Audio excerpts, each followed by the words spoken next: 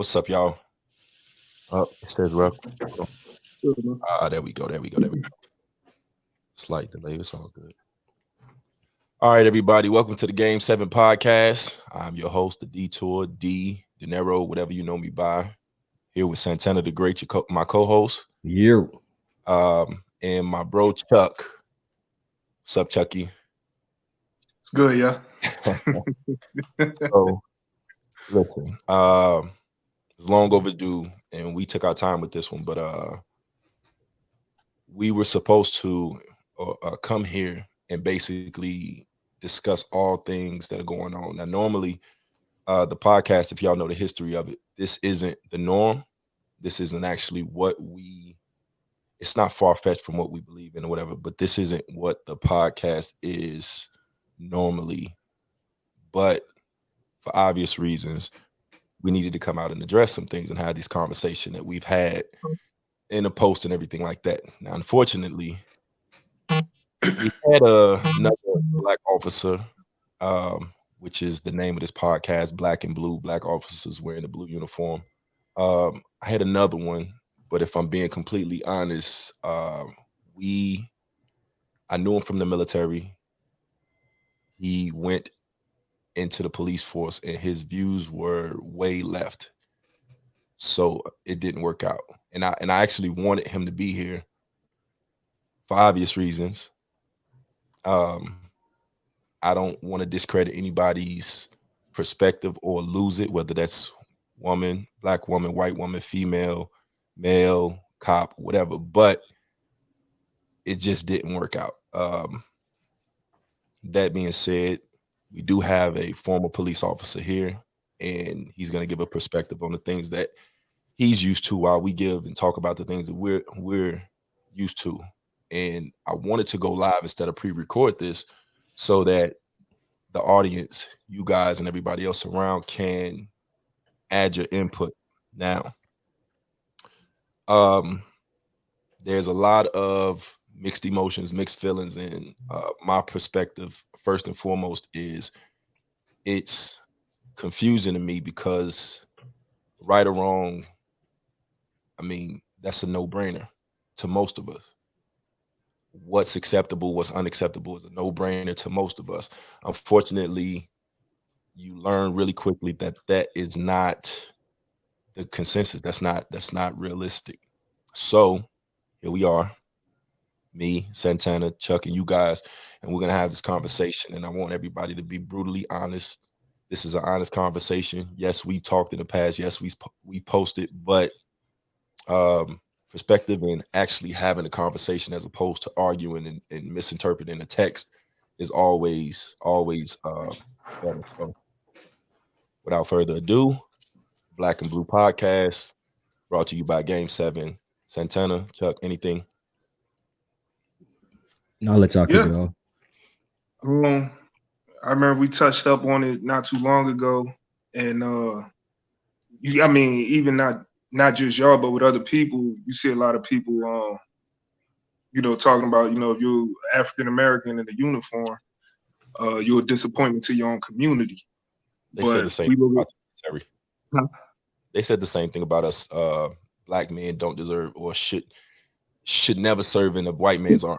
We heard that. You should never be in a uniform. But I mean, if we're looking at everything that's going on today, and you look at what happened recently in Minnesota, and a lot of people say, well, we got a racial disparity issue, racial discrimination, and police brutality issue in our community. And I mean, you go back and you look, and it's like we go back into history, and you look at when Blacks, African Americans, when they was prosperous and they had their own stuff. So we go back, we look at Black Wall Street, pretty much had everything when we had our own land, things like that, when, got released the slaves and stuff like that. You had your own economy. Right. You governed yourself. You addressed yourself. You had respect in the community. But I mean, as time progressed, things got away from that with political, whenever you throw the drugs and things like that, the policies and stuff that changed over time. But like I said, with me being former law enforcement, I go into that field, and it's like whenever I was sitting on briefings, say you got a room of 100 police officers, you might see 5 blacks, you might Right. see 15 Latinos, and the rest is whites. And they the ones that come back in our community that didn't grow up there.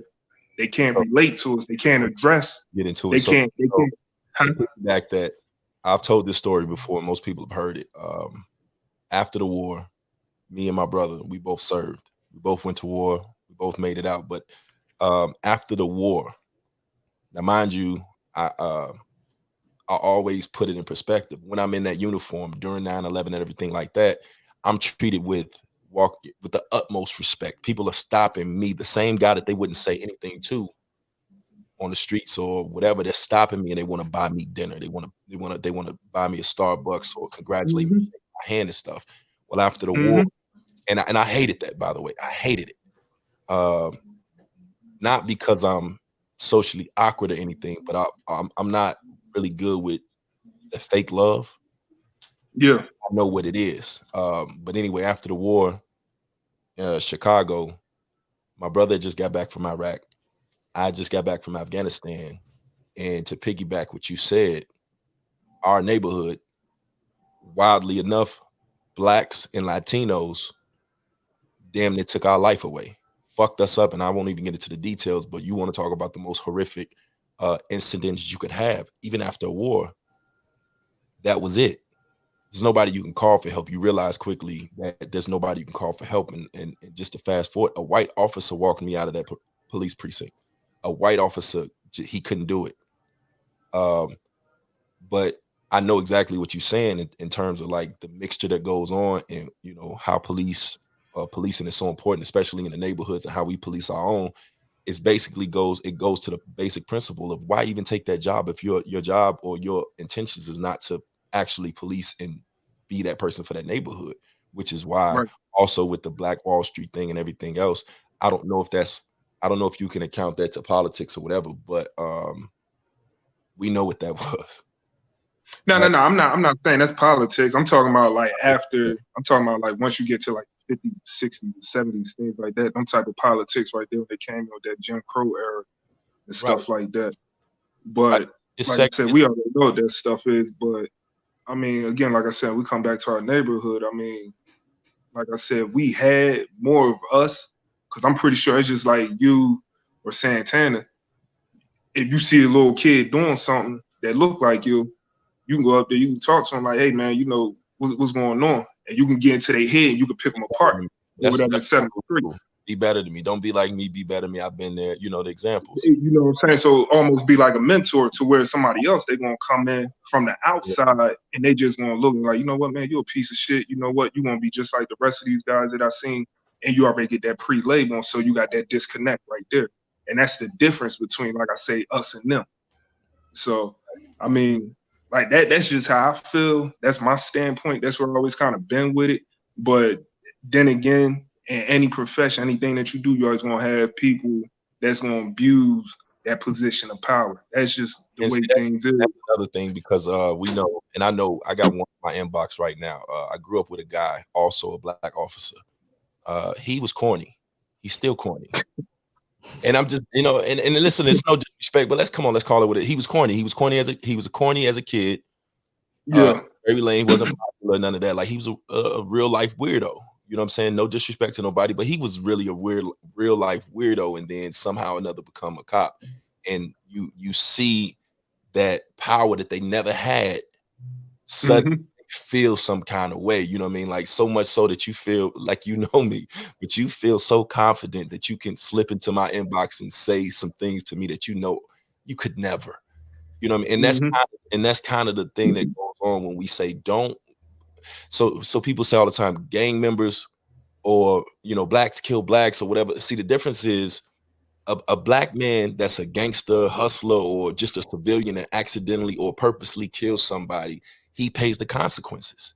You're gonna go to jail. You're a murderer, you're a killer right off the bat. A police officer that decides that he feels threatened in that uniform or feels some kind of way in the neighborhood that he doesn't want to be in, you had the option. You have the option. Nope, you're volunteering. You can quit your job if you feel that it is absolutely life threatening and these people are barbaric savages and you just hate them all, wish they would die, and your life is just so much. If you quit. Yeah. The problem is that they like that power. They feel superior and they abuse that to the point where Mm-hmm. we get these incidents. Like, come on, bro. Listen, on no occasion, I'm 6'4". On no occasion have I ever in my life wanted to put my knee on somebody's neck. Nah, Never. nah. That's if you want to kill them, though. And that's like the other day, my boy, he just asked me about, you seen up in Buffalo the riot team or the riot response team that pushed the white guy down. He was like, man, he said, how can you do that? And just like you said, I'm 6'4", lost a little bit of weight with everything going on. But normally when I was on patrol, I was 6'4", 265. And I said I never felt the need or the urge That's to physically put my hands on somebody that old. you know, like me, you and I know, like, and you've seen it with the way we are. Yeah. Most times in confrontations, you'll see us. We like giggle, like you know, like Mm-hmm. we had that playful banter where it's never serious.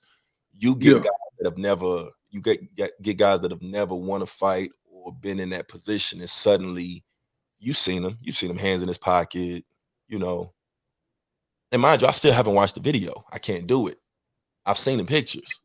Yeah, I watched I it too many seen times, some of the video. I can't watch the video, but he's very nonchalant, you know, hands in his pocket and everything like that. That to me, and a man's in cuffs, bro. real smug about it.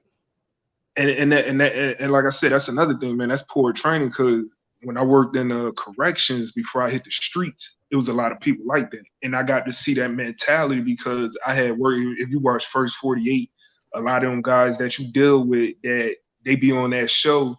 Once they get convicted, they would end up in the wing or the floor that I was working.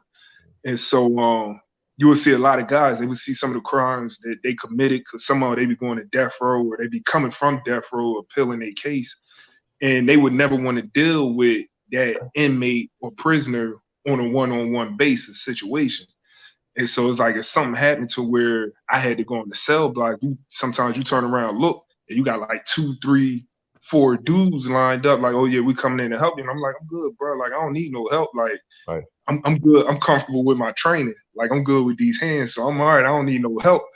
But anytime, like I said, they get together, they want to come in and jump. That's what you'll get, that dog pile situation like you just see on camera.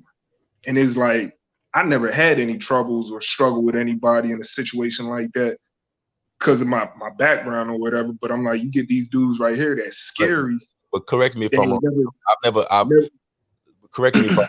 Like, it's the same thing that kind of goes on in the hood. Like, I've never been a thug, a gangster, a hustler. I mean, I'm a hustler, but you know what I'm saying? Like, I've never been a gang member or none of that, right? So there's a certain rapport that you build and you have where I'm good in the hood. I'm not fucking with nobody and they're not fucking with me. I'm not tough. It's the same thing that kind of goes on with officers and they beat that do the things you that mind your business. do. Yeah, when you and if you're in a neighborhood that they respect you, you respect them. Come on, you know Yeah. you're not looking to, and they're not looking to fuck with you. You see what I'm saying? So that's Mm-hmm. kind of the thing that goes on when you walk into a situation. The vibes is everything. People discredit energy and whatever, and that's why back to what we were talking about before. When the system is the way it is, and you allow these police officers, whether that's uh, negligent background check or lack of training, when you allow them to then go into situations that they're not comfortable with, and you know history has shown that they're not compatible with, you're gonna get these problems. That dude should, I mean, again, I seen that he had a rap sheet, but the dude should have never been there. No, that the rap sheet don't even matter, man. It's like they pulled they pulled up the man set his porn tape. No. They, I'm talking about the officers. They said the officer had a history of oh this. yeah. Yeah, I thought you were talking about the way they was trying to discredit George Floyd. I'll never in my life bring up somebody's history because I was young and dumb. Yeah, nah, but I was young and yeah, arrested or nothing you like absolutely right. He shouldn't have been on the streets, man. Because like I said, I've been in a situation where I had to defend myself and get a guy off of it, and because that. I got him off efficiently, It's like, hey, we're gonna charge you with police brutality. And so I had to go through that whole smear campaign, getting blasted in the news. People actually think like I did what this dude did. I get to court and they look at the video and everybody looking like that's not police brutality. They like the officers defending themselves. They like you see the guy come out of nowhere and hit the officer and he pushes him off and the guy is like engaging. And then once he hit him with a combo and drops him, y'all charge him. So they like, no, that's not police brutality. But you know why that is. Yeah, because you're a black officer, and that's the first thing a lot of people said. They said the first chance they get to hem up an officer and he's black, they gonna go with it, and you'll never see that. It happened in Minnesota. Well, see, what I'm talking about, Muhammad Noor. This is not new. So this is what I'm talking about. I'm talking about black, white, whatever. You take that out of the equation. If you're talking about historically how people feel, black people in general. Black people feel towards the police. That's always been a thing. And when people get to saying statistically, oh, you know, police, you don't see us marching and they did this to a white man or they did this to a white woman or this happened here. There's a reason why that doesn't happen. It's not an issue for you guys. Yeah, it's not common. It's a long line of reasons and why we don't trust the police. And sadly enough, I've always said kind of this is a wild example or whatever, but if you look at technology like what is it Total Recall, when they had the phone way back when in the 90s where you could see and talk, we used to be like, oh, that's so Dick Tracy with the watch, remember? Dick Tracy? Oh man, yeah. But we were like, oh, that's never happening. And I always say that these ideas and these thoughts come from somewhere. Well, these thoughts in the history of police brutality and misconduct within the black community has always been a thing. That's not something that's made up. Like, that's a real thing. It's a real stigma. Where I get lost is I believe everybody has a position. I believe everybody has a position to play in whatever. What I don't believe is that I'm gonna beg a system that doesn't give a fuck about me and has shown me historically they don't give a fuck about me for justice. At some point, you got to revert back to, for lack of a better word, segregation. We do our own. We police our own. We want our own. We, you know what I mean? We raise our own. We school our own, and so on and so forth. And that doesn't mean that white people aren't allowed or other races aren't allowed. What it means is, at some point, like what you see going on now is you see corporations like the NFL being forced to choose a side. They didn't have to have that choice before. Before, it was business as usual. So right now, if all the athletes walked out of the NFL and the NBA and everything else, you're not gonna just solely have black people. You're gonna have some of them guys that's like, yo, I'm either going with the money or I really truly believe in this. And that's how I see it. You really gonna get to the point where history stops teaching you about how great what's his name? Who's Columbus? Christopher Columbus is, and shit like that, and you get to the root of what really is going on, as opposed to the nonsense that we know we were raised on, etc. All of it is intertwined, but it's like that's the system that we have. That's the same system that allows police 8 weeks of training and think that they're certified to do some shit. It's like, no, it's 6 months, about 6 months. You know what I'm saying? It ain't a lot. Yeah. And then it ain't a lot compared to most. 6 months, anybody that's ever been through training in that 6 months, you know, a lot of what be going on, be like processing paperwork or this or this, and a lot of it's drawn out. You know what I mean? That being said, it's like I just feel like policing should be one of those jobs, especially since I don't believe they pay much. Depends on where you go. Small departments, you make that bank, because that's where I was at. It's making good money. Well, I mean, what I mean is I don't think that's one of them jobs like being a lawyer that you aspire to do. It's one of them jobs that I feel like you should have a passion to do. That's how I feel. Like, I feel like you should want to have, like, all right, take the VA. Why ever work in the Veterans Association if you don't want to help veterans? Like, I've witnessed and encountered people that work in the VA that feel like you trying to take them. Yeah. And they got some piss poor service. Right. So and that's where you lose me as far as public servants, whether that be politics or otherwise. Why get into these fields and allow people into these fields that aren't serving the people or here for the people? Compensation aside. Now, we all want to be compensated, but that becomes the bigger issue to me is you're put in a position of leadership, etc., whether that be president or police officer, whatever, and you're showing a lack of compassion or care for the actual people that you are appointed to serve. School teachers on. Yeah.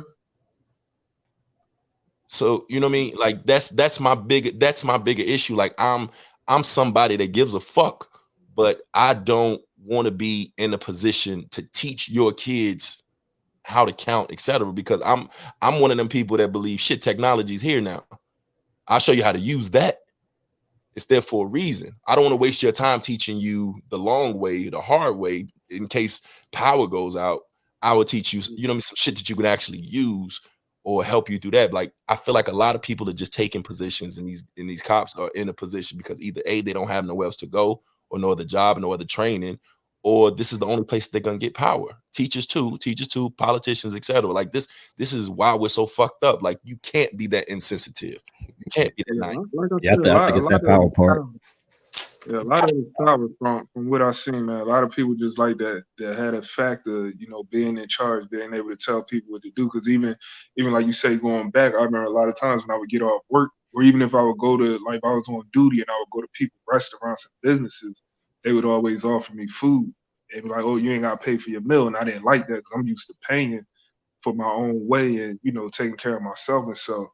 But you got some people that take advantage of that. I mean, you can go on their Facebook and stuff like that. You can see they draped and dressed in uniform. They want you to see the Right. badge, the gun, the whole shebang like that. They on Instagram or whatever, taking pictures in a uniform, showing off. See what And it's like, they want to be seen. To where, like I said, I know me and a lot of my boys, we was like, man, that's once we come out that uniform, we know what we are. We're a black man. That's how the world sees. That's what we are. all right, It's just it is what it is. Sean. But like I said, huh? Oh, his brother said something. Sean, when I say begging, understand what I'm saying. I have a mentality of I was born the same way a white man, an Asian, Chinese, Indian man were built, were born. When I see people march or I see people wait time after time after time for a judicial system where your last comment said above that, I just hope they don't acquit them. Why am I waiting and hoping that a system that has long failed me, from police on up to the courts, to give me justice time and time again? Like the fact that we have to sit back here and wonder if somebody's going to get acquitted for a crime that we know we would be sent up for. To me, again, I say everybody plays a part. I do believe protest, marching, and everything is I think it's a necessity or a part of it. Like any part of your body, head, arm, everything serves a purpose. What I'm saying is I'm not that guy. I will never be that guy. I'm not a guy that if you take my son today, you'll see me on camera crying. If you take my child today, you're never going to see me on a camera, a news station, or whatever, begging for justice. I'm just not built that way. The reason why I'm saying this is at some point, corporations or whatever, you have to know your worth. In essence, it is begging, because you're asking time and time again and pleading with them to give you some shit that's already yours. He didn't have the right to take that man's life. No badge, no uniform, nothing. They rather put 100 cops outside of this man's house than arrest 4 people. They would rather you burn this bitch down than to put a man behind bars that they either A, knew was wrong, or they fired anyway. And out of all of that, we're still sitting back on pins and needles and marching and happy with a city painting Black Lives Matter, or a coach making a statement or whatever. I say begging. I say pleading because at some point you got to punch a motherfucker in the chest and really take what's yours. You gotta really at some point stand up and say, you know what, fuck you if it's fuck me. And it's just how I feel about it. I really truly in my heart of hearts believe in if you take or touch somebody that I give a fuck about, you ain't got to worry about the police giving me justice. And if anybody stands in my way, they get whatever's coming, and I'm ready to live and die with that. I couldn't have been on the plantation. I couldn't have. And I'm not saying that I'm gonna live long. I'm not saying that I would have made it out. I'm not even saying that I'm absolutely right in my thinking. What I am saying is at some point, why are we reliant? And it's not just Black lives. It's watching the abundance of people that don't like Trump, hearing all the things that go on, and then believing that this is a democracy. How the fuck is a majority of the negativity that goes on in the presidency we don't like, but we're waiting 4 years for a system that we can overturn? It's ours. That's corruption right there. It's no. It's the same. What it is it's the same theory that what they said. I don't know. I can't remember exactly what it was with the elephant, but they said if you shackle the elephant for so long, that once he feels it on, he feel like you just put a little. He feels like he can't move. He's programmed to believe that he can't move. He's programmed to believe that he's in cage. He's enslaved.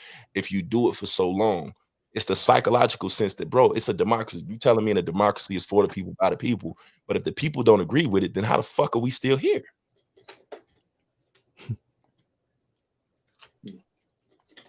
That's kind of where I'm going to it. And I've said it before. And I seen a video of a woman saying the same shit. We're playing a game. We're playing a game of pinball. We're playing a game that we don't own. We're playing a game with money that ain't ours. We're playing a game where the high scores are already set. And the second we sit back and we try to beat that high score or overturn the shit, we end up feeding our own money into it. We end up losing some of our money. We can even get close. But while we're doing all of this feeding into the machine, we're still paying them. You have to at some point get your own fucking game. You got to play your own game by the rules that they not setting, and set your own rules. That's the only way you get to the high score. That's the only way that you get to the point where the game is fucking fair. It's the only way. And that's on all levels. That's sports, that's lawyering, that's doctoring, that's whatever. Like at some point, all the complaining, all the complaints, the marching and everything else, you get fed up and you stop. And you stop saying, well, we don't own this and we don't own that or whatever, and you own it. Without the workers, they don't have businesses anyway. They're not doing it. They're not doing it. These old white men, for lack of a better term, that own these corporations, they're not coming down to do this work. They can't. Corporations, we got it. So, you know what I mean? Like, and that's what I mean. Like at some point, like all the marching and stuff and all the pleading, I feel like it's begging, because at the end of the day, if they stop and they acquit these guys, it's going to be more loot and more burning. And we'd have just wasted some months or years or whatever it takes to do this on waiting on a system that we all sit here and feel is corrupt. Just take it. Just like that movie V for Vendetta. Bro, all I'm saying is we be so proud. We be like in my head, we be so proud to see certain things happen and certain people make it and so on and so forth. Like the analogy that I've always used is like LeBron James or Jay-Z. These are our leaders. These are the people that we aspire to be, and they got $1 billion. Kanye, $1 billion, right? These are the guys that we say shit, but we forget that somebody's paying LeBron James. Fucking Jerry Jones buy out of his pocket $1 billion stadium and don't blink. You understand what I'm saying or trying to say? Like we're aspiring, the leaders that we have, the Oprahs and shit like that, they're not even really on the leaderboard. No, not even close. And that's one of the problems, putting leadership in the wrong way. Looking at celebrities. So now we got a lot of celebrities. And they're not like LeBron James, for all the money and all the things that he do. His biggest asset is not his money. His biggest asset is his influence. That's what he's most valued. Yep. He's still getting up there though. I mean, because you got to look. He an athlete first. He an athlete. So that's like, even if you look at Michael Jordan right now, after the fact, it's like, well, we don't know where LeBron gonna be. I mean, people are already comparing him to Jordan, saying he better than Jordan. But I mean, once he retired, it's like, what's his possibilities? It's like you look at Kobe and the impact that he was leaving on a lot of people on what he was doing after he retired, even though he passed, pretty young. LeBron could set the bar even higher and do even more. And so he has that opportunity, and like I said, the possibility is there for him to do whatever. But And are so we it's like talking you about get to sit leadership, back and work. or what are we talking about? Financial or leadership? Both. Because Both. financially, and I don't want to ever discredit or talk down on anybody, but financially, I'm not sure that you can catch that leaderboard. I don't know what they say. Jeff Bezos made how much? Who? Bezos. Jeff, Bezos, Amazon Amazon. guy, how much he made? How much is he worth even after his divorce? They Like said he pushing $1 trillion. They right. said he about to be the first trillionaire. So we talking trillions, and we talking about families of wealth that $1 billion, 10 billion even ain't. And again, we're not saying they're not gonna make it. What I'm saying is, at the end of the day, like, if that's what we're going off of in this system, and they had a long ass head start, and somebody still paid him that billion, whether that was a corporation, the NBA, Nike, or whatever. The fact that somebody has to break him off that check to get him to that says everything that I need to know about where we are. And what I'm saying is, his influence is where he's most valuable. I'm not discrediting what he does after, or Jordan's influence after. What I'm saying is, those brothers and anybody else with influence, their biggest asset is to say, is the influence, what they say, what action they take after. If they say tomorrow, we out of here, we out of here. And I've long ago said, if the geek community can build Bitcoin, why we can't build our own currency? Fuck the dollar. Yeah. If the nerds can overnight make Bitcoin worth whatever it was worth and do that and whatever, why we can't build our own currency? Why we can't take over the same kind of corporations that they're running when we are the ones trained to do it? If FedEx Freight, if the NFL, if Walmart doesn't have the workers, but the workers know how to do the work, start your own shit. And again, most people feel like I've literally heard people say, what's the plan? What's the plan? What's the plan? I'm telling you the plan. Like, the plan at some point is back to Black Wall Street. The plan is policing your own. The plan is to make and govern yourself and create leaders that actually want to lead, that you actually see doing the work and want to do the work, not for compensation, but because they truly believe in it. There's no reason why we should have a government that can't agree on whether kids should have school books. The fuck do you mean? They doing that now? I ain't hear about that. What I'm just saying in general, like, that's an argument of the school systems, and even in gentrification, like, you're watching the same hood that we grew up in that they didn't give a fuck about suddenly get torn down, and they give a fuck about it. Now they want to send landscapers through and make sure the grass is cut. We didn't even see grass when we was growing up. Yeah, they trying to gentrify where I'm at. They want to get the property that my family got. So in what people are missing is that in gentrification, in any city around the world, in gentrification, what you said without saying it was, we didn't give a fuck about it because you was there. But now that it's here, we're going to make it worth it and valued at such and such, and we're going to take care of it. We're going to groom it, whatever. I never saw grass in the projects, in the hood. Nah. We saw dirt trails leading us to, you know what I mean? Like, we saw the parks and shit like that. Like, you have to do them things. You have the funds to give the computers to the same underprivileged kids in the same or better education. You have it. You choose not to do it. And there's no reason for leadership like that. That's what I'm saying. Like, why are you the mayor? Why are you the governor? Why are you the president? If you feel that we have to debate whether this kid over here deserves the same education as this kid over there. It does, and mind you, it don't even make sense, because you should want all the resources you can to make this place better, right? Right, exactly. About money. Exactly. You should want it. Like, if we talk about money and I own a business, I don't give a fuck if you black, white, Mexican, or whatever. If you're gonna help me get better, I want that. So that's some deep, dark other shit that's like, I want it, but I don't want it with you. And that's where it starts. I want it, and I want America to be great, but I don't want it to come from you. Yeah, that's exactly where it's at though. And that's where it come back to the whole racism thing. Like they don't want us to be great, yo. Let's keep it a bean. They want their own to be great, from what I'm saying. So yeah. Which so that's started. me. That's even like I was looking and reading something this morning. I forget who put it up. Elon Musk or whatever yeah, his Tesla. name is. And he was talking about, he was like, at one point he was like, it used to be a felony to carry weed. And he said now you got the white kids, they turned it into a business, but he was like, you still got people in jail for Yeah. weed charges. Yeah. So yeah, it's Chris Rock, baby. Chris Rock. It's all right. Yeah. Yeah. But anyway, we know that though. But that's the circle that I'm saying that most people aren't understanding. Because his brother was asking me about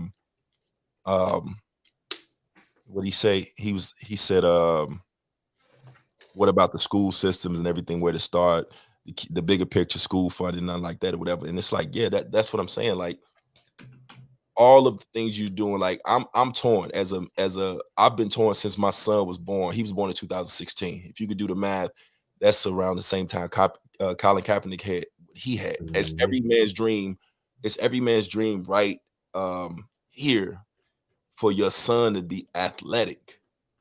And my son was born in an era where I literally said, "Oh no, I'm not breeding him to be no fucking athlete for nobody," and it hurt me. No. I said no. I said no. I said he gonna be whatever he gonna be. I'm not putting the ball in his hand. I'm not teaching him how to shoot a jumper. If he does it, he does it. If he picks it up, cool. But I'll be damned if I breed another fucking athlete for you to make money off of and own the likeness of. I couldn't do it. And I've still been that way to this day. Like I love sports and it's a part of our DNA. Like I said, when Kobe died, people were saying, people asked me how I felt about Kobe. And I had to tell them, I said, you got to understand that we come from nothing. And these are our real life superheroes. These are the dudes that we watch with injuries, hurt. We know scandals. We know their background. We know when they're not feeling good. We know the drama between them and other players and the adversity they had to overcome to even get there. We know them. We know everything down to the uniform and the sneakers. When they step out, they're part of us. These are our superheroes. These are the guys that we go to war with, and we literally watch like Power Rangers or X-Men season after season after season. And to watch one of us die in that way that we thought was super, it hurt. On a lot of levels. But again, he was really like a superhero to us. Like it wasn't just sports. It wasn't just a basketball player, even with all that he went through and, whatever. And to have that thought that guys playing sports or to breed or teach your son a sport is new slavery fucks you up. Fucks you up because you never want somebody to tell them to shut up and dribble. You never want to, you know what I mean? Like y'all see it, y'all hear it. You never want somebody to sit back and say, why he just can't shut up and play ball. Yeah, that's what it always is, though. I mean, like we just talking about LeBron. You know what I mean? Talking about influencing Reed. This is LeBron, this lady said that about. Yeah. You know what I'm saying? So basically what they said is do what we pay you to do. Yeah. Unless you Drew Brees, though. Unless you Drew Brees, go ahead and let it ride. You know what I'm saying? Yeah.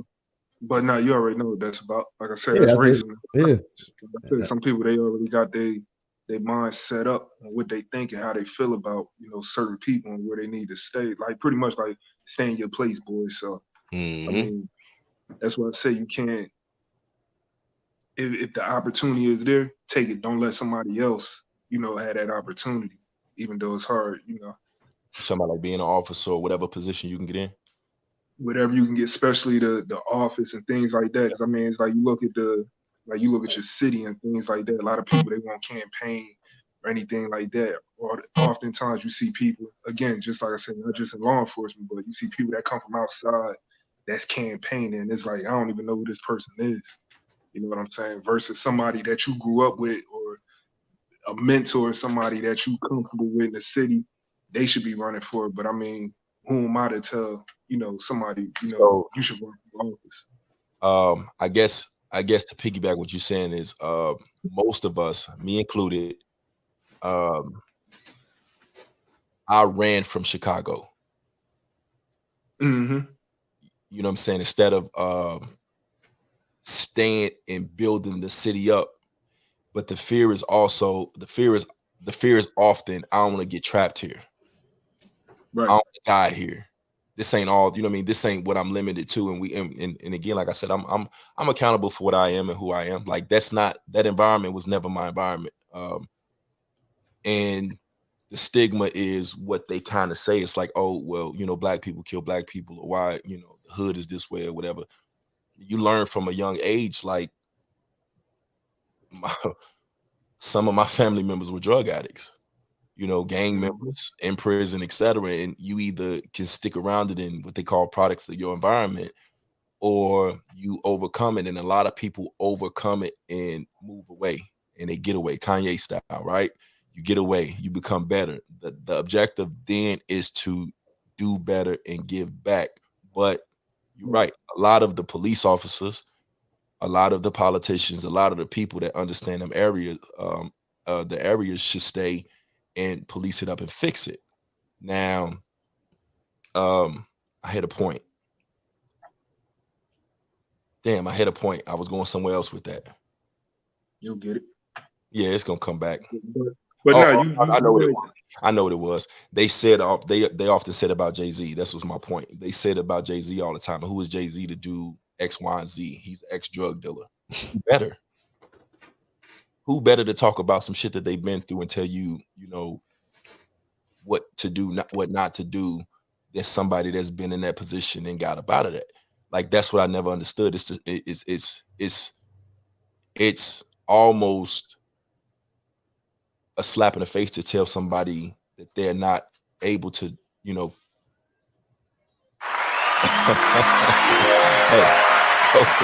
my son. The king over there pressing buttons. Yeah, he came in and pressed a button. But yeah, it's almost a slap in the face to tell somebody that's been through it that they can't then come back and be positive or a positive force for it.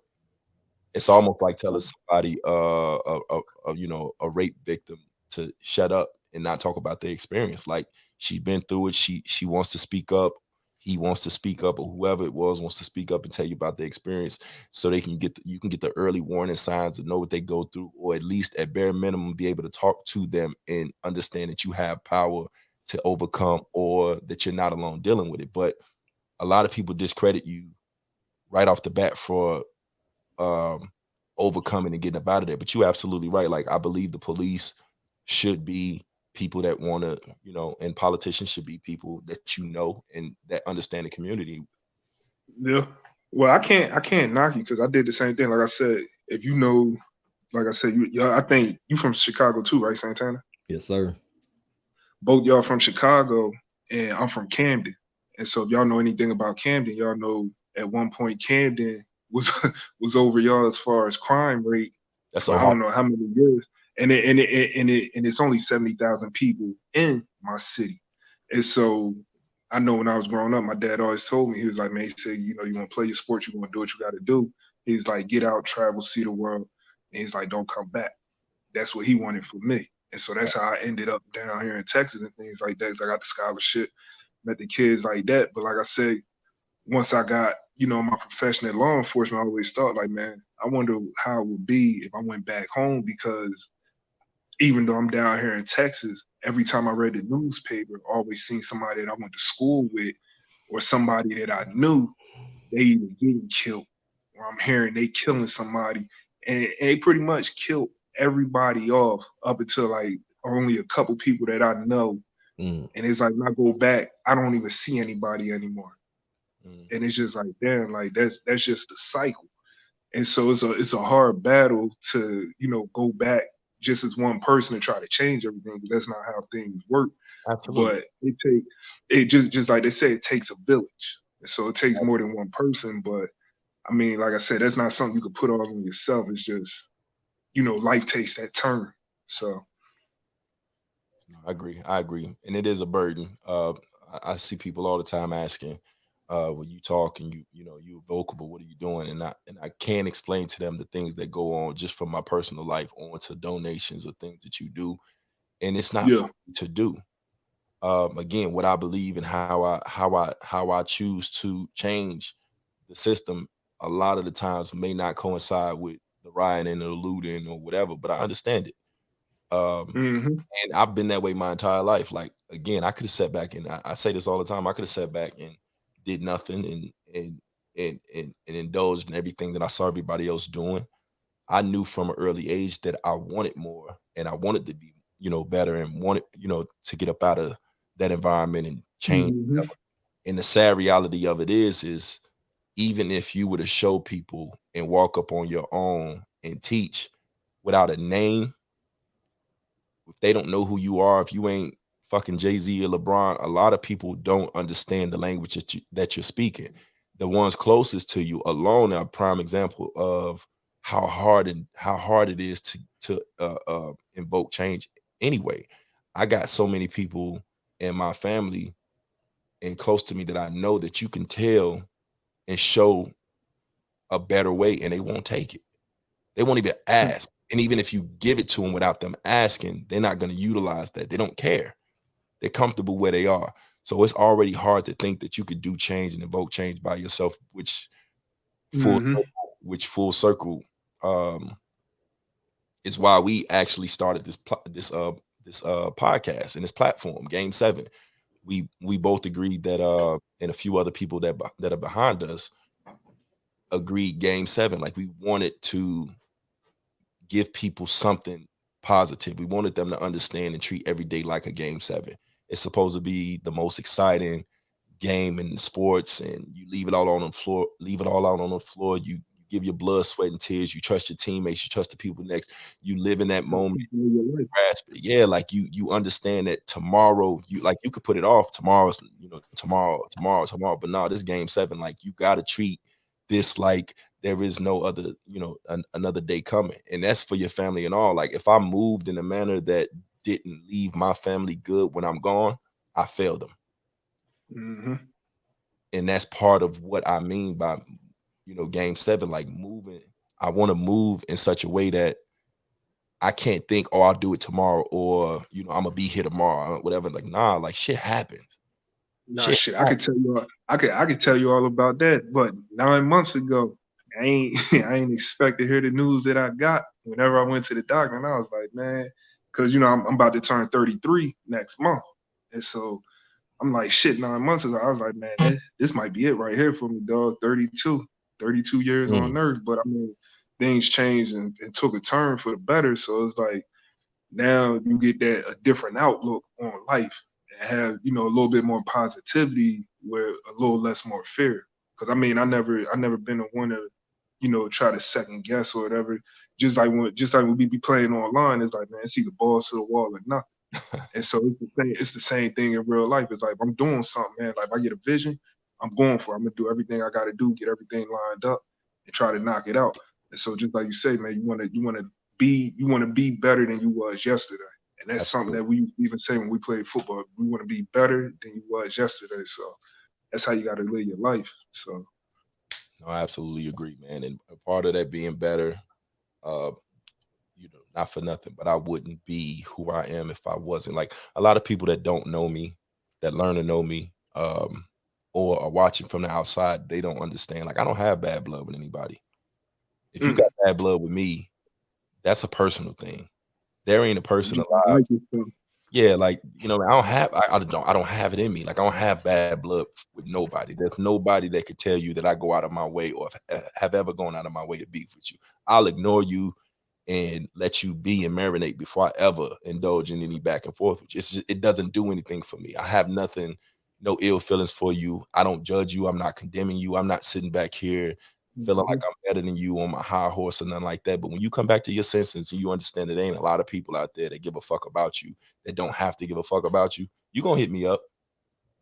No. Like I don't have that mechanism. You know what I'm saying? And I watch people that's kind of like um they're very nonchalant or passive or whatever with how they maneuver, thinking they got tomorrow, or thinking they in control, or thinking that, you know what I mean? Like bro, whatever's happened to me, whatever happened and who I am today, I truly believe happened because of how I am and treat people and Yeah, how I treat myself. that shit come back around full circle. So It's you got got, like I said, keep that positive energy. What's the Mhm. saying? Positive vibes only. which is funny, right? Because look, remember you arrived with me in the truck and you kept falling Yeah, asleep. We yeah. was I was like, yo, this nigga sleepy. Like, yo, he is.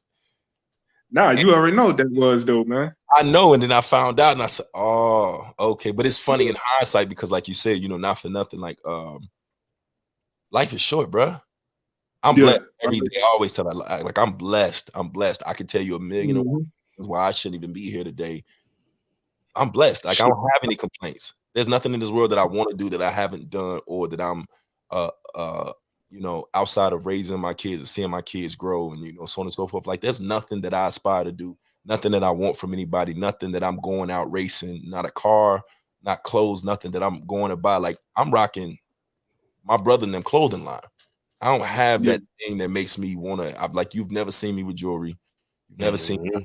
I really do embrace and love the little things, and I'm cool Yeah. with that. You know what I'm saying? I think that's probably why we click. Cause I'm the same damn way, man. I wear simple clothes. I ain't wearing no I Gucci, no I ain't if it costs like $4,000-5,000 or something like that, it's gonna be something that can save my life, some Kevlar or something like that. But as far as like just something to drape on and take some pictures, like yo, I'm fresh, I'm fly. Nah, I'm good. Nah, I yeah. don't need yeah, Same I thing don't with need me. it. Like we talking about energy. Everything I wear is pretty much constitutes energy. You know what I'm saying? So like Yeah, now, before like I wear beads, all Buddhist. You see it on my neck. You know what I'm saying? yeah, All wooden. The shirt I got on say man of God. That's from a homeboy. His line. I'm the same yeah. way, man. Low maintenance. You know what I mean? I just move Man, in a you don't manner need that's low. You know what I'm saying? priorities, man. But like, it's priorities. But yeah, I truly believe, like you say, clicking, man. Like I've never been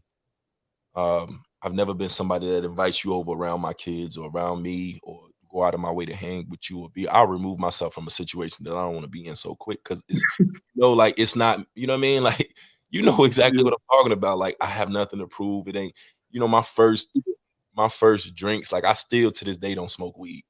But my first drinks was like in a comfortable environment. I was old. You know what I mean? Like, Mm-hmm. see me drinking now, they're like, "Oh, you drink?" And I'm like, "Yeah," because I'm comfortable. I've gotten to a place where I'm not looking over my shoulder at my surroundings or wondering. I'm never drinking around somebody that I'll have to wonder if you're gonna go in my pockets or Oh take no, advantage or you go. I'm never doing that. I'm not even around you. Yeah, So I got like to worry about that. I'm not doing it. Like I can't, and I refuse to put myself in a position where I Getting twisted on the white claw. yeah, nah. Hey, listen, true story. True story. The other night, it was about 4 in the morning, and I was going in the freezer to get my Ciroc. The Ciroc bottle was like, it was like in the ice, Yeah. like stuck. Man, I grabbed the White Claw so quick. Yeah, I'm about to try that out one day, and No, listen, I keep hearing about it. I Keep hadn't hearing had about it. look, true story, I hadn't had it, but I grabbed one so quick, bro. I was like, man, I'm not gonna do this. What else I got to get this? Oh man, I'm ashamed. I'm ashamed. Hey, don't be I'll tell saying you on though. it. Yeah, I want to say how was it? If I'm being honest, I didn't really taste nothing. I Ain't it don't Oh like man. beer seltzer or some shit like that? have no Like idea seltzer what it water was. beer or something. I heard. I don't know, man. I'm trying to think of what I had with it. I believe I grabbed something else, like a snack or something, and it drowned out This the taste. Like it tastes like nothing, nothing at Yeah, all. that's Hey, listen, that sound like don't be seltzer. judging me. I see what you're doing over there. You I too see what big you're for doing that. over there. I was rolling, He man. probably had his pinky finger up like this. Where is that? He probably Ooh. Yeah, yeah. This guy, and dude hilarious though, listen, man. I struggle with telling you that. Yeah, I know. I know. I'm glad you did though, man. I gotta talk to you, bro, because you just be putting some stuff out there. I don't tell nobody else, but I need to laugh from time to time. That's all. He said, "Don't be putting it out there." But yeah, man. So anyway, the other cop, right? He was focused on it was all jokes and games with him. It was real disrespectful. And I don't in my heart of which hearts, is the case with most of them. It's jokes and games. yeah, so I don't believe in my heart of hearts he was doing it maliciously. I think he felt attacked because of the attack on officers, because he started off saying things like, oh, so when y'all call the police, we just not gonna answer no more because it's fuck the police. And I had to let him know. I said, yo, that's the problem. You gotta, like, with all of these things, when people the common sense factor is lost in translation to most people, and I don't believe it's because they lack the knowledge. I believe it's because they're not listening and they don't want to comprehend. If we say fuck the police, there is no way in hell we believe that all police officers are bad. And when we say Black Lives Matter, we're not saying only Black Lives Matter. You have to have a sense of reading it between the lines. If you've done nothing wrong and you're somebody that is of good nature, you got to know ain't nobody talking to you. Hit dogs hollering, man. That's yeah. Like when people say in disrespectful terms the word nigger, it don't apply to me. I've had guys tell me in full uniform, whether they were other soldiers or civilians, call me brother. People do it all the time, and y'all know what I'm talking about. I hate that brother shit. Hey, brother. Yeah, I hate brother. that. I hate when they throw that little extra twist. Yeah. Hey, brother. Like, all right. I hate the brother. I hate the brother. I was playing a pickup game with a bunch of older white dudes, and they was all millionaires, man. Like they come in on their lunch break, running their own businesses and things like that. But before Curry, became popular, where he was hitting a three from half court, this one white dude, I was guarding, and that's what he was doing. It ain't matter where he was at on the court, he would knock down a three. He like, in your face, brother, man. And I was like, yo, what you mean, brother, man? And he kept doing it, and he kept knocking him down. He's like, in your face, brother, man. And I'm like, bro, you keep saying that, we gonna fight. But the dude turned out to be cool as hell. Like he knew how to get under your skin or whatever. But it's funny that you say that, because that's what it takes. Because I like you said, I don't like it neither. Like when somebody comes like, hey, brother, or whatever. But when dude was like, in your face, brother, man, I was like, come on, dog, for real. Yeah, that was flagrant. That was blatant. Because the whole point of my point is this intent. Like, guy says to me, I'm in full uniform, and it's a line. It's about 5 people in front of me, and the guy forgets something. He turns around and he says, he said, hey, homie, can you hand me? Homie. And listen, I'm tall, and I'm looking at the top of everybody's head now. I'm in full fucking uniform. It wasn't soldier. You didn't think of me as a soldier, man, sir, sergeant, none of that. You said homie, right? So everybody in there was like, and my first reaction, I went back, I grabbed what he wanted out of there, walked it up to him, handed it to him. He pays for it, he leaves. I swear to God, the air out the room when he left, everybody looked back like, yeah. And I said, I have to tell people, like, it's the intent. Like, I can tell, and I'm not saying it's all malicious. You don't have to call me a nigga. You can call me a million other things, homie, brother, or, whatever. But I can tell in your intent what you meant with me. I can tell. Yeah, it'd be obvious because they look uncomfortable right when they do it. Huh? I do it back to them.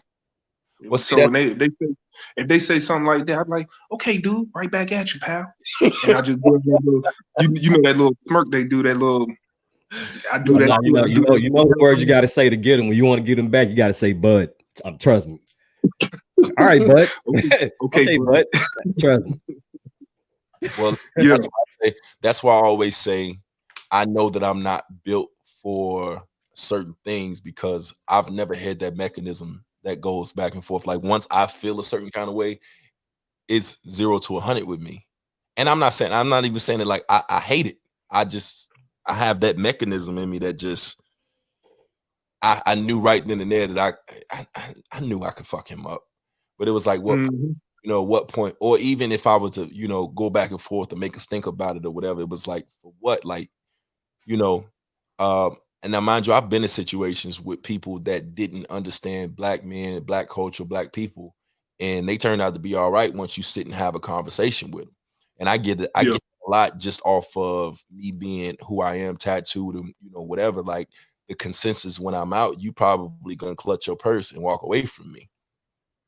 Mm-hmm. But once you talk to me, um, and we have a conversation, or we get to know each other, I'm probably the first person that you ever gonna call if you need to talk to somebody, whatever. And I mean, and sometimes it comes to that. Other times it's just like fuck it, it's a lost cause. But I mean, in this day and age, it's like you want to have that conversation with people, but you just know that you know Yeah. I just probably should just hit this block button. I should probably just unfriend you right now. Like I don't Yeah, know. it's a lot of that going on right now, man. And I mean, it's not even me because it's just like you see a lot of people. They get on there, they want to act like they tough, like they got thick skin, We see calling it people online. snowflakes and stuff We like see it that. So it's just like, huh? on Call of Duty all the time when they be getting big balls. Oh yeah, same effect. Yeah. But even like with homeboy, what was that last week? The dude I went to the academy with, Oh and man, he Okay. put that post up, that was some good and reading. then you see what he did. He blocked him or whatever. And it's a chick that actually went to school with him because I don't know if y'all seen it. She addressed him in a separate post, and she called him out. She said you was just a fat kid in school that got picked on, and and that's why because she was like your wife left you and she turned lesbian. Yeah. So I was Golly. she dropped a bomb on him. And so she put that. Next thing I know, I'm blocked. Both of us blocked, and I haven't heard no more from him. But it's just stuff like that, man. Like you just got some people like, dude, like when I seen you every day, you had your mouth shut. Absolutely. You ain't never say Absolutely. nothing. We was the best But of then friends. you get on the internet, man. It's like you big Yeah, nuts, absolutely. big nuts. Yeah. And you know what? Correct me if I'm wrong. Like I don't know your relationship, and I don't know how long you knew the dude. But I had some guys in the military. I still got some guys in the military, or that I served with literally to my left and my right, literally war.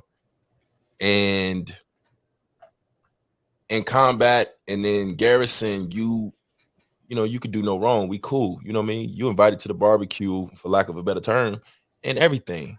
Here we go on That's because Facebook. It's like, and how the term, what they say, it's a saying right now that says we can disagree on a lot of things. Racism isn't one of them. There's no way that there's no way whatsoever that you can message me and ask me about my family, or call me, text me, or post or comment and ask me about my family, my son, myself, or whatever, and act as though you care, and then vote or move completely left from that same energy, because everything that you're doing says one thing and your actions are saying completely different thing. If for instance, if white people, especially the white men and women that I know that go hard for me, that I care about, are hurting, and X, Y, and Z, whether it's Me Too movement or whatever, is fucked up, and you see me voting for somebody that's against what you are and kind of cackling and laughing at it, what message am I sending you? I have to empathize Mhm. all the way around. Like, no way in hell that I vote for or condone any type of behavior for anything that's detrimental to your health, your safety, your mental, or whatever. Because Mhm. black, they say it's hunting season on niggas, and it's real. Like, there's no way that you can look at Trump or anybody else that's related to those situations and think that they deserve to be in office. I don't give a fuck about the politics of what positive happened yesterday. 6 jobs opened up, 7 jobs opened up, or whatever, and then watch the shit that he says and be like, I'm pretty sure those things that get done with other people in office as well. Let's just get rid of them and continue to do the work, because he's not Yeah. uh he's not you know what I'm saying. He's not somebody that, you know, not just the filter, but he doesn't represent everyone as a whole. And if he's somebody that represents you, then you're somebody that I can't align myself with. Nah. It's Nah, that, they don't understand that though. and it's not like again, all of the for all of the rebuttals and fights out there of saying like, oh, if you vote for this person, to that person. I saw one today that was extra stupid. Somebody said if you vote for Biden, that makes you a pedophile. If me voting for Trump makes me a racist. Well, actually, voting for both are pedophiles. If we go in that route, because we know what Trump was doing with what's his name? Epstein. We know what he was doing. Oh, they was giving it up. Oh my God, they was giving it up. I accidentally read that document, yo. I wish I didn't see that. I watched the documentary, the Jeff Epstein shit on Netflix. I'm still gonna watch. I just ain't watched it. I'm gonna check it out. Type in Trump Epstein lawsuit, and it's gonna pop up on fact check, and it's the whole PDF. Is that like the actual court document? Is that the court documents, the anonymous leak this past week or whatever? Yeah, I seen it where it say factual evidence and all the rest of that. I ain't seen none of it yet. That though. Look at that, and that's because I seen a documentary with Epstein. This is way worse, and it, like I say, the documentary pretty much cuts Trump out of it. Oh, you know they did. Yeah, this document doesn't. Ah, yeah, I'm definitely gonna look into that. Dude, if you read that document, that shit gonna piss you off. That shit's gonna, as soon as we get off of here, I'm looking at that. How can that dude be in office if he paid out the lawsuits? They were saying, you know, he not showing his tax return because the tax is gonna show that he paid out lawsuits. See what I'm saying? Well, you know the reason for that. Because, and I've said this long ago. People can say what they want. You ain't gotta like them. But if Obama had done a fraction of whatever was going on, it wouldn't be the same. Like he would have been the fuck up out of there. And that's what does that attest to what we're talking about as far as the double standards in America? Like you got to be better. You got to be bigger. You got to be faster. You got to be smarter than everything and all your opposition out here. Otherwise, they're gonna eat you the fuck alive. Yeah, man, you got to be perfect. Damn, perfect. Pretty much. That's what he was, and he was still hated. You know. Yeah. So yeah, I mean, I seen black people, literally black people, say that Obama's done nothing for us. And that's because they don't understand. And I see a lot of them what they call themselves hot taps or whatever. Yeah, hotep. And a lot of them say that. And I remember he was like, man, he said we ain't got no property. He said we ain't got no businesses or nothing like that. And I'm like, I said you gotta look every day that you go to work. You work so you can provide for your family. I said you have a job. And I said that's what Obama did. He had a job. If he came in that office solely you should be to give us 40 acres and a mule, just like you said, he'd have been out of office. Oh, yeah, but I said he had the politics. And he was all about black politics and black amendments. And, you know, most people felt like he was supposed to give us reverse slavery or whatever. And it's like, no, I'm everything. They wanted it just like this. They wanted it just like this, but they didn't understand.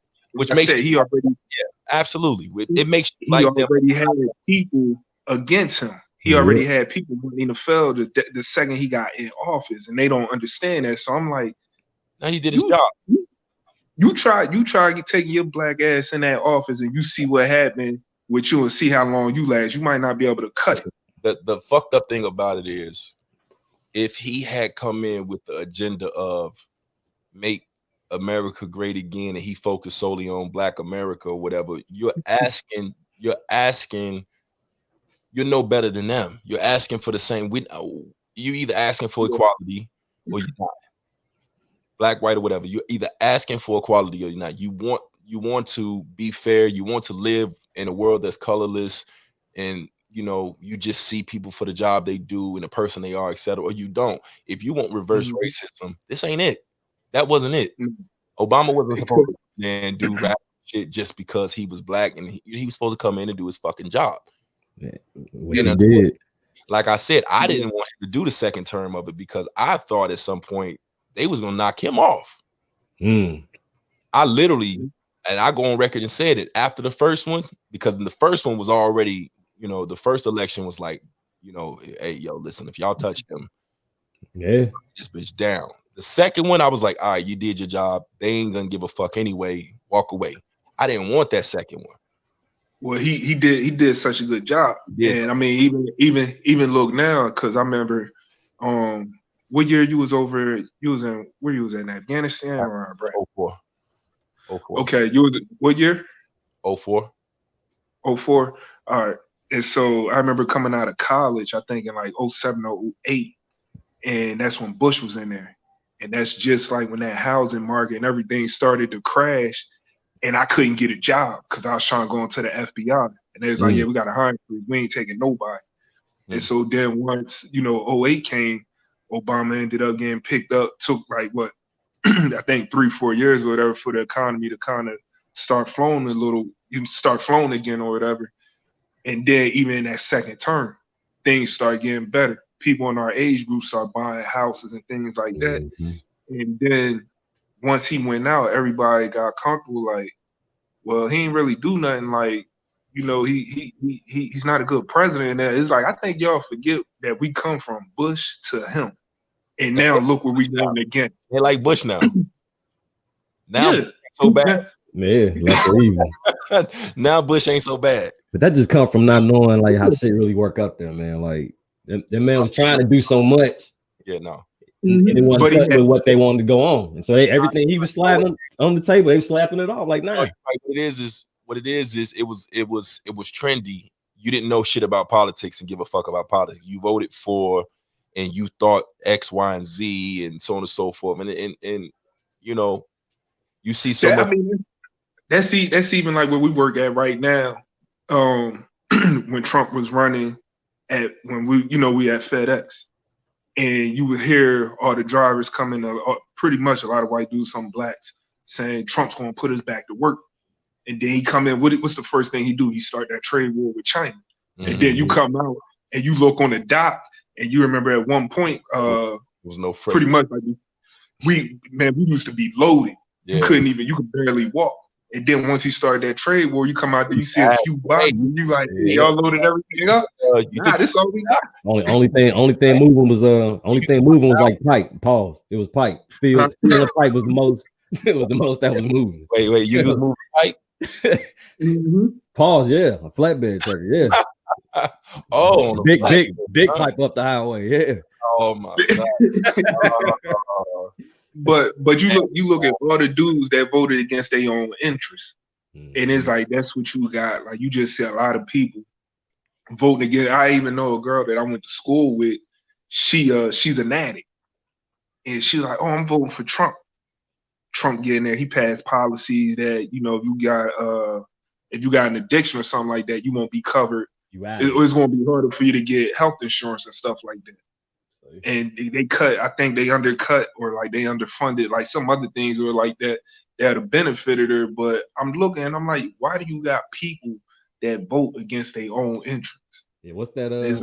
What was that food shit that got cut? That a lot of them. I can't remember what was the name of that food service they was getting. I can't think of the name of it, but that was something that got cut by him too, wasn't it? And it was a lot of food. You got like the Meals on Wheels. Yeah, it was some kind of. I can't think of the name of that shit right now. But he ended up cutting that, and they was mad at him. The ones that voted for him, which is mainly on that, and that got cut. You see what I'm saying? So, hey, speaking of, how y'all feel about cutting off like Chick-fil-A and Wendy's and shit like that? Yeah, I don't like that fast food shit no ways. I'm keeping the bean with you. Yes, me being honest with the treatment and stuff that I just went through, it reversed my taste buds. Okay. So I don't even really have a taste or a desire to eat it anymore, man. So it's like that's an easy cutoff for me. So. But I guess my bigger question is, can you actually cut them off if a lot of the things that you buy on a regular basis, i.e. deodorant, toothpaste, etc., they also contribute to like you just don't know about it, or different corporations, different names or whatever contribute. Like I understand doing your part. I guess what I'm asking is, how effective do you think that is? Because you know where I stand. I stand on making your own shit anyway. Yeah, that's like in the time, like, yo, fuck all that. Let's make our own burgers, or let's do this, or let's do that, or whatever. But I know the cancel culture is like quick to do it, but we don't realize you're still gonna have Pepsi, Coke, or in some way, shape, or form supporting the Nike. Or Nike was one of the prime examples. When Nike hit the cap commercial, it was also contributors. You understand what I'm saying? Mhm. So it was like those are the things. It's like, are you happy with that? Are you satisfied with yourself and your decision, or what's the next move? And people were mad at Jay-Z when he said, we passed nil and what's what. But that's kind of what I felt was like, all right, well, what's next? Like, we're doing all of this and we're talking about it, and narrative is out there, but there has to be something else after this. You And got I your step feel up. like the only step that I see that we haven't done is completely separating. That's literally what it's gonna take. But that'd be the next step, especially like Have to sports. tell me what the other step is. Especially sports. Well, that's what I'm saying. Like that's one of the first things that's one of the bigger things, conglomerates or examples that you could ever use as far as sports. Like there's no sports without the athlete. So, same shit without the consumer, and I said this shit about opening the country back up. Like, yeah, you might bail out a company right now after this COVID-19 shit. You might bail out a company, but what are you going to do about the consumers? How are the consumers or the people that have been out of work for so long supposed to go to a movie theater at the prices and the demand that it is, and you expect the economy to be booming again when they ain't been making money for the past 3 months? You can't just bail out the company. Like it's always going to be a domino effect to everything that you do. So, same kind of shit. Like if you're planning on taking away or stopping the sports, or you lose the athlete, then what? Somebody Well, got to I know one thing. One of the topics I seen some people saying, "Well, let's pull your kids out of the public white institutions and send them to a HBCU," because that I graduated from PV, that's Black College or whatever, and for some reason, even when I was little, I always had that dream of playing at Grambling State after seeing what's his name, Doug Williams, and seeing Bruce Eugene and all of them. And so I always had that aspiration, but I never knew the role and the effect that it would have until like you really start learning the history, like all the greats. Like my dad used to always tell me, he's like the NFL was built on black players, from HBCUs, and then you go back and you look at all the people that's in the Hall of Fame, and you look and see where they come from little black colleges. And so it's not. I mean, you look now, like a lot of people they caught up on Alabama, LSU, who else? It's like a couple big name schools and stuff, but a lot of people get caught up on that. And it's like SEC. they not good, it's the talent. And if you look at the talent and where they come from, they look just like us. And so if they went to, the HBCUs, that's where all the power would be. And if you got the power down there, that's where the money is going to go. And they won't have a choice. I agree. They won't. And So I said the same thing about music industry and everything else. You got to shift the power at some point, man. At some point, you got to shift the power. But I mean, that's also that thing that we were talking about earlier with knowing your worth and your you signing over your likeness of image and everything, basically your name, own it. Come on, let's call it what it is, right? Call them owners for a reason. You see, and I didn't have that issue where I was at. Like I said, being down in Prairie View, because it's like I knew they was making money, so we played one game, and we made the school $500,000 just off of playing one game, and we took an L. You know what I'm saying? We didn't get blew out or nothing like that, but we lost. And we got the school $500,000, and I was okay with that because now when I go back to Prairie View from when I first went there, when I got there, they had some old buildings. Now you go there, they got like some state of the art stuff they've rebuilt and they put everything up. And it's like when I walk back on campus, I could look and be like, man, that's nice to tell. Like, man, I can't believe, we actually did this and put, all that blood, sweat, and tears. It helped the campus and the school, get the funds to rebuild. You see what I'm saying? Yeah. So that's why, like you said, start within your own stuff, man. Have your own stuff, build your own stuff. Don't give it to somebody else. It's about knowing your worth. It's about knowing your worth. It's about knowing that, at the end of the day, you're gonna if you're willing to give me $100 million, I know you believe and you know what I'm finna do. You know what I mean? Because come on, let's call it what it is. Like, if I'm willing to give you X amount of dollars, Yeah. man, I'm gonna take this shit somewhere else. But I mean, again, the shit don't work without the players. The shit don't work without the workers, and so on and so forth. So, that's kind of where I continue to go with, my stance on shit is, at the end of the day, none of this shit move unless we do. So, you know, Yeah. you're worth Shit, we basically. moving, man.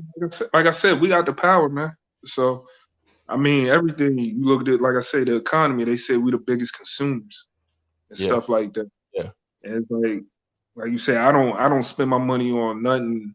I mean, I got a few toys and stuff like that, but I'm not buying sneakers, every week or every month. Or I'm not going out clothes shopping, things like that, or putting big ass rims on my cars and trucks and things like that. So it's like I try to keep that money put into things that's gonna appreciate and things like that. yeah. Because I mean, And you that's get that with growth that too. shit matters, huh? You get that with growth. Like you learn the difference between guys or people in general that feel the need to compensate, and they have to Yeah. have that, or they need that. And I don't listen. I don't care what you do with your money. I'm never counting nobody's pockets, or telling you how to live or Mm. what makes you happy. One of the biggest mottos that I say when I talk to people is, this gonna help you get up every morning. This gonna push you and motivate you to get through your day. Then cool, get it. Other than that, Yeah. what I do and what I buy in my comfort level is different than most, but I don't feel a need to compensate with certain shit. Uh, Mm. you know what I mean? And you get that with a certain amount of experience. Like, it was always chasing, like, man, I gotta have the new FUBU jeans, and then the new FUBU jeans go out and you stuck with a bunch of FUBU jeans that you can't wear. You know what I mean? Like, you learn, I did that shit for the bow. yo, listen, it get hard out here because it's a constant game that don't end. And it's like, when it's all said and done, come on, man. Like, it's tough out here. Like, even in this age, imagine, if you will, I think about this all the time. Imagine, if you will, all them people that are like on social media that have to buy new outfits all the time because they didn't posted so many pictures and videos with They their. insecure. Listen, They we know that. We know that. We know yeah. that. Um, Mm. I mean, we see it. Me and Santana were talking about, like, fans only and everything else. We talk we talk about all kind of shit, man. But it's like, you watch um women that say men are like thirsty Mm-hmm. when they Need spend that attention. the entire time. Exactly, they spend the entire time thirst trapping. You'd be like, who's the thirsty one? Like, shorty. Yeah. Mm-hmm. They like attention. You And I so mean that's like even now with me, because I can look now, I could be on the prowl. It's like what you want.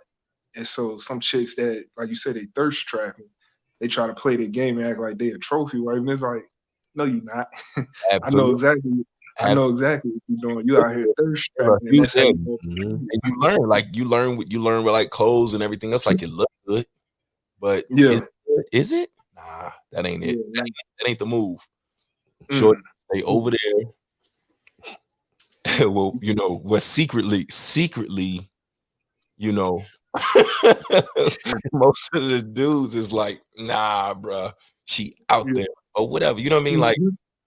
it's just as time goes on, the guys with the money, or money pictures, or the big rims and everything else, and you start to see, like, I often look back at Paid in Full, man.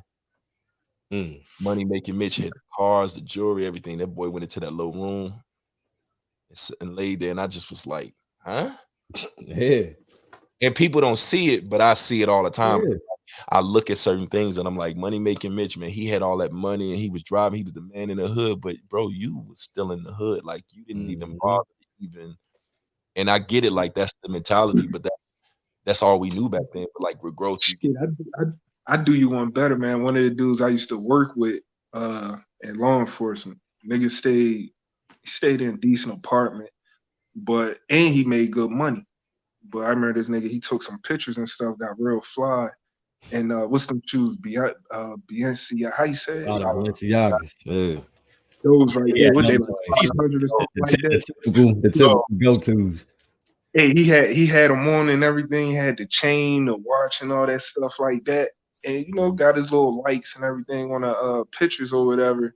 And then like a couple years later, he posted up another picture talking about some man back then. I was sleeping on the floor and I was out here struggling. It's like, bro, it's like you spending $500 on a pair of shoes, but Yeah, you yeah. couldn't buy a mattress. For a look. A mattress, yeah. For a You look. couldn't even get an air mattress.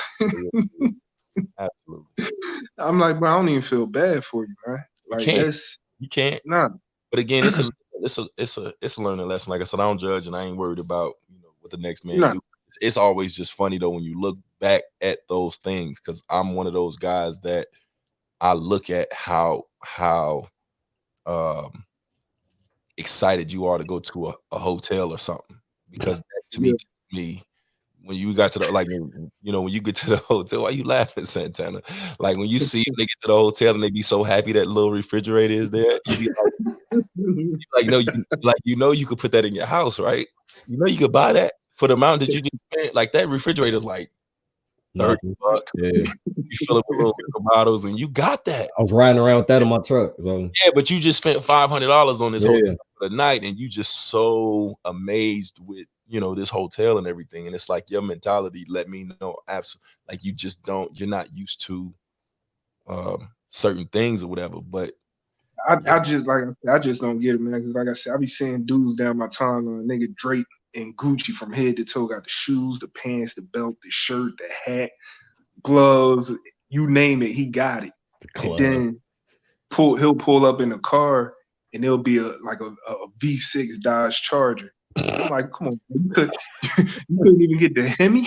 Right, What you got a rental? Like you, yeah. like come on, man. Hey, Like speaking of which, and all this, I said this just to get a little bit back on topic. I was saying this.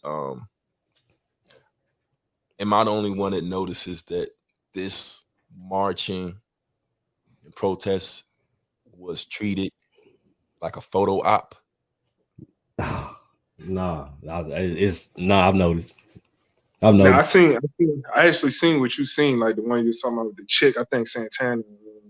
Like you seen a girl that was like boring something up, took the picture or whatever, and then dipped off. And then dip, like put it back down, like all right, you know what I'm saying? I didn't see that yet. I seen that. Like I said, I seen when he posted or whatever, and it was talking about it, and I was like, that's crazy. Like, just even like I said, you got people that's protesting, but then you got some people that's just straight coming out rioting and looting. Clown, the capitalize. So people coming out, they own agenda, and it's almost like it defeats the purpose. Yeah, it's just the photo ops that like the very first one I saw. I ain't even gonna put his name out there. Somebody I follow on IG, a car dude, and he in front of the. He got the mask on. He in front. I think it was an AutoZone out there that got burnt up. And he in front of. He posing. He like. I'm like, yo, like, come on, man. Like, it's a photo. Yeah, it's a photo op. And it's almost like you can't really, like I said, I don't care what you do with your time or whatever, but you get popped in the head with a pellet for being in the wrong place at the wrong time. Yeah, that's why you want to see me out there, man. I already know that shit. You got to be ready to ride. Like it's a different energy. If I go out there, I have all intents and purposes to fuck some shit up, or you know what I mean. Whatever. Like it's not so I could say I did it and I was there. I ain't running for mayor in a couple years where you're gonna look for a picture of me getting arrested or carried off, or I'm fake laying on the ground, or carrying my sign that I made and whatever. Like I get it, and I believe that like I said, I believe that all the presence is cool. I seen it with say all 50 states, 18 countries, or whatever the case, and all that. I seen that, but I feel, and I'm entitled to feel some kind of way about anybody that was just doing it to take a picture, because the message was lost in your selfies, and the rest of the message is lost in all the rest of that. You know what I mean? This man lost his life, and it's a continued thing. And when that hashtag is done, it's kind of, I guess what I'm saying is it's kind of like the blackout shit, right? So you let your page go black for a day, and I seen chicks go right back to, I'm gonna suck my nigga dick from the back tonight, and I was like, We still dealing with this. No. Listen, like we still dealing with this. You do know this, right? Yeah. That's a I'm a love a black man to life versus if you gonna, and I'm like, bro, like, you know, it be for the look. Everything it come back to being for the look, man. That's it. It's the opportunities, everything. So, man, I mean, overall, all this, it's a lot. It's a lot to take in. Like I said, I hadn't watched the video. I've seen many of them. I ain't really doing the murder porn. I'm not doing fake movements. I don't know who's who. I got a few people around me that I'll probably have on here soon. They know who they are. They really doing it. They've been doing it. They're consistently doing it. They actually do the work. And I would like to pick their brain to have the same kind of conversation with them. But yeah, like I'm not really looking for anybody that feels now's the time to kind of like the NFL, like, how didn't you? You know what I mean? And there's nothing wrong with change. People gonna sit back and say, oh, well, people entitled to change. I'm not talking about change. I'm talking about keeping that same energy that you had, or actually making the effort to change it. Because, similar to that, if Kaepernick isn't in the league next year in some way, shape, or form, even if it's not he need to be on a board. I don't care if he's quarterback. If he's not on some sort of committee, let's be honest, you got Jay-Z on the committee. You can have him on a committee in dealing with, the civil rights or, equality and everything. You can have him on a committee. If no team wants him to play quarterback or doesn't believe that he can play, you can have him as a consultant of some sort. But not believing that he could play quarterback is off the board, because I literally just read an article. I think it was Hakeem Nicks from the Bears. They interviewed him about it, and he was like, "Yo, the best way to put it, he was like, yo, we signed Mike Glennon." Oh yeah, listen, I've been on that. All of my old messages was on that. You know what I'm saying? Every one of my old, this conversation over and over. I know he could play. Yeah. You know what I mean? I know he could play. I know, and I understood then why most people or most players and coaches, coaches and GMs and shit didn't put him on the team and so on and so forth. I understand this a bit. I understand all them aspects. But my point in all that is, even with GM saying and walking in locker rooms or whatever, basically saying, if you kneel, you couldn't do that to me. You couldn't walk in the locker room and say, if you kneel, X, Y, and Z is gonna happen. I'm kneeling. Big kneel. Mind you, you probably wouldn't have been in a position to ask me that to begin with, but I'm big deal. I'm kneeling.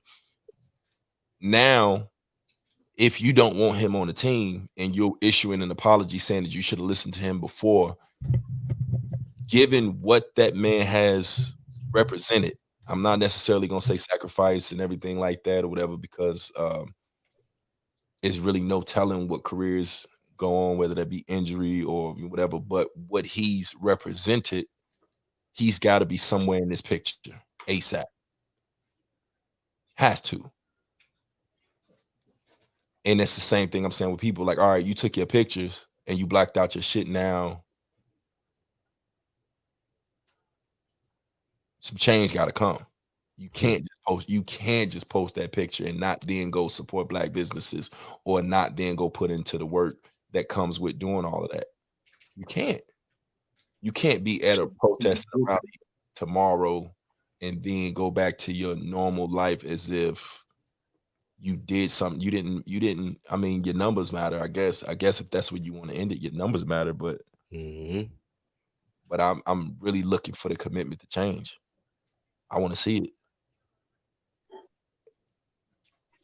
It's come down at that point, because being consistent and being true. Let me ask cause and to what you put out there. You know what I mean? So we're gonna end this soon, but let me ask you a question, Chuck. If you were still a police officer today, where are you at these riots?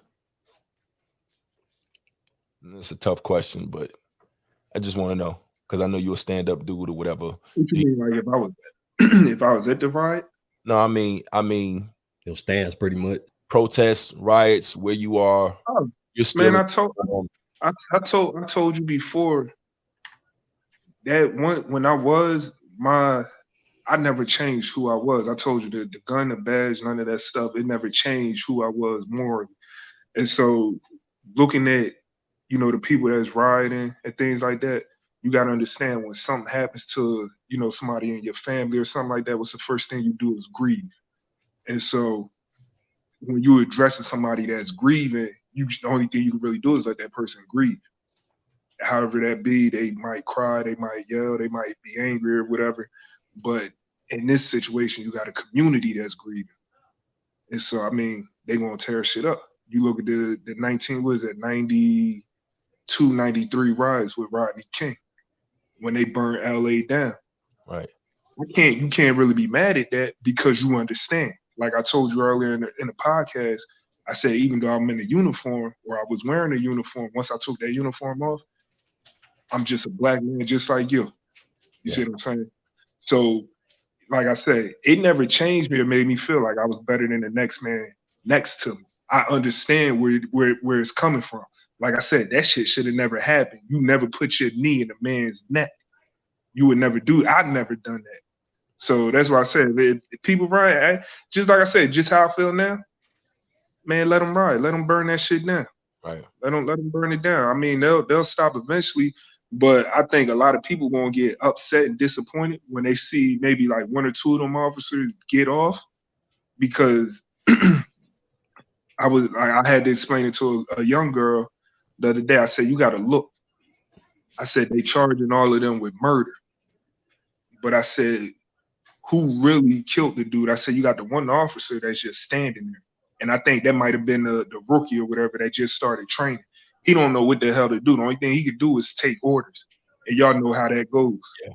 And so I said, by law, because I said that's the first thing they're gonna do. They're gonna go to that courtroom, they're gonna open up that law book, and they're gonna read out of there verbatim. I said he didn't have anything to really physically Well, I'm do actually on the as far fence. as touching that I'm dude. actually, I just posted it today. I'm actually on the fence about where I stand with two rookies as well. Not because, I mean, mind you, I just got the information. 4 days on the job, like you said, I get it. You're talking to somebody that's training you, and in a job that you expect them to be a little more experienced, even if there's a lot of things. I can see where a lot of things probably kicked in for them, and They they didn't weren't. know what the hell they was doing. You know what I mean? And the argument is always going to be, nah, I ain't letting that slide. I'm gonna push them off, or I'm gonna get them off, or whatever. And that may be true in most cases, but yeah, like you said, I don't believe that the two rookies are going to get any time. And I'm not even mad. I'm not mad if they don't, given the information. I'm indifferent if you do, if you don't. I just find it real tough to swallow to think that 4 days on the job, and maybe you were one of those officers that wanted to, that weren't bad or a bad seed, and you're being trained by somebody for 4 days or whatever that's known for getting their way or known to doing whatever the fuck they want to do. I don't know if you intervene. I don't know how that goes. I don't know if everybody has the intestinal fortitude to just go ahead and take matters into their own hand, risking everything that they work for, career, everything, or putting themselves in that position. I don't know if everybody, I don't even know, you know what I mean? Like, I believe I know what I would do, but 4 I days on, remember I don't, I remember my first night on the streets as a rookie. I'm talking about brand new, straight out the academy. I went straight to night shift, and I had went to a call with a dude that had apparently pulled a gun on like three little kids that was fishing at a lake. So we get there, and a couple of the older officers, it was some Hispanic dude, they had put him in handcuffs, and I think he was on like that Kush. You remember when Kush was real bad at one point? Like where you had the dude that mauled the other dude face off the synthetic weed. yeah, okay, the synthetic shit. Okay, I got you. He was on that. And so I get there, like I say, brand new. I'm pretty much observing, seeing how they handle and they handcuff, they search, put them in the car, log in, all that stuff. I'm just trying to be observant. But a dude sees me, only black dude out there, and he's nigger, like he just go off. And that's all he starts, shouting out, just nigger, nigger. And he starts charging at me. He's handcuffed. And that synthetic, I guess it makes you a little stronger than normal. 2 officers couldn't even handle him. They sitting up there, they struggling, trying to hold him. This nigga, he just dragging. And he getting closer and closer. And I never, stepped back or anything like that.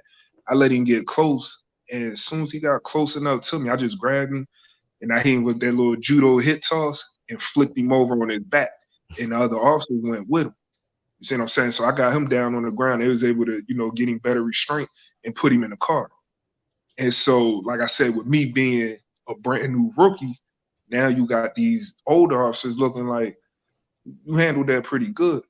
And that's the difference between, certain people, certain calibers of, people that's coming out for the streets. Like I said, you got some people that's not really cut out for it. You got some people that just want to do it because they think it's a cool job. Or you got some people, like, again, that want that power. So, I mean, I can understand them not pushing the dude off because he's a senior officer or whatever. They probably looking like he know what he doing. He must have done this before. Because like I said, he's supposed to be teaching them, but he don't know what he's doing. Right. So like I said, that intimidation, like even if you watch somebody long enough, you know how long they've been on the force, you know what they've gotten away with and who they're connected with, what they know, you're gonna be a little bit hesitant, like you said, just in that knowing or thinking that they know what they're doing, and then feeling as though should I intervene, or whatever the case is or whatever. But yeah, I wouldn't be surprised if 2 of them, not 3 of them. y'all know how the command, the chain of command goes. Absolutely. Y'all know how that goes. How you're supposed to respect your senior officer, your superior officer, whatever. Absolutely. And it's pretty much the same thing like that in law enforcement. But like I say, in certain instances or circumstances, you could step in and you could make that decision and discuss it later. But it's still that fine line because it's like you never know the consequences or the repercussions that's going to come with it. So it's like it's walking on glass or eggshells, however you want to cut it. Yeah, they're nice. That fine line. All right, Yeah. well, we can pretty much end this or whatever. If anybody got anything else they want to say, any topics or closing statements.